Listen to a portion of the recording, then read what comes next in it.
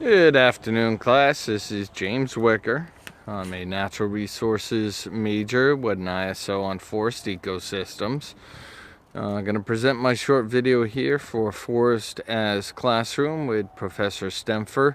What we're going to do here is the tree bark scavenger hunt. And if you looked at my assignment, for my backward design plan, you will see there's a portion in there where there are flashcards made. So what we're going to do here, this would be a good example of flashcards for an example. And we're going to use this tree here as an example. It's not. I'm in Connecticut, and that's our state tree right here, a white oak. Okay, the charter oak. If you want a good Google history lesson, go look that up. You'll learn a little bit about why we call it the charter oak. But in my field lesson plan, if you will, and forgive the camera action, I had to do this myself today. My assignment is targeted towards 16, 18-year-olds, and Professor Stemper gave me some good feedback on what I had to do and had to be a little more explanatory. So, what you want during this field assignment is a good sketchbook or even a notebook. You want blank paper, pencil, colored pens are fine, a camera, and the cell phone camera is fine, like we do all our videos and most of what we're doing. Depending on your area, location, etc., bring appropriate clothing for the climate, bring yourself some water, and for the kids, which this assignment is assigned for, please do allow someone to know where you're going to be, at what time you're going to be there, and when you're leaving there, when you're in the forest. So what we're going to do here is, here's a nice sketchbook. I have one of these. I love it. It's blank pages. We're going to use one of those.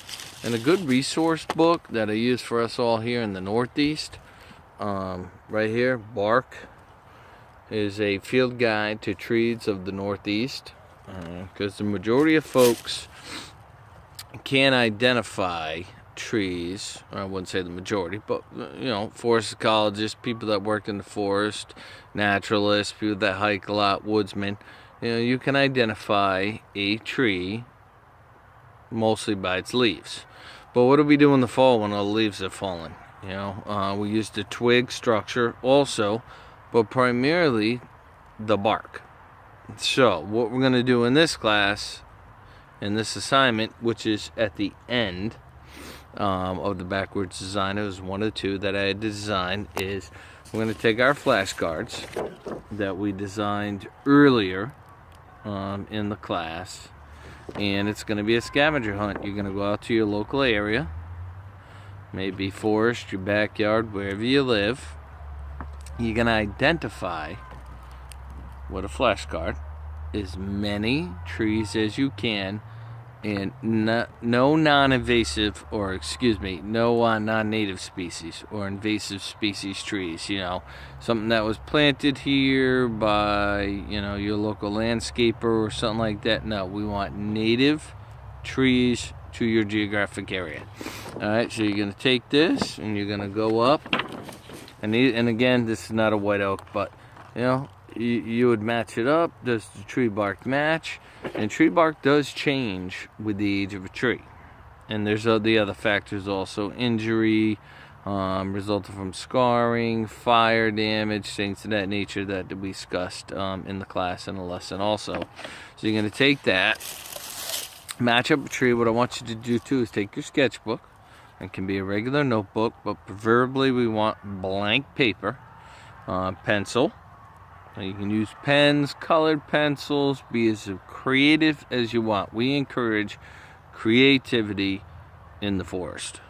All right, if you look to any of the great naturalists, writers, from novels to poems, movie makers, everything, all inspired. Their muse was forest, the forest system. So that's what I want you to do, and then we'll come back to class and we'll look it over, see how accurate, and if everyone followed everything according to the grade Rubix, and we'll declare who took the top spot. Alright, again, this is James Wicker.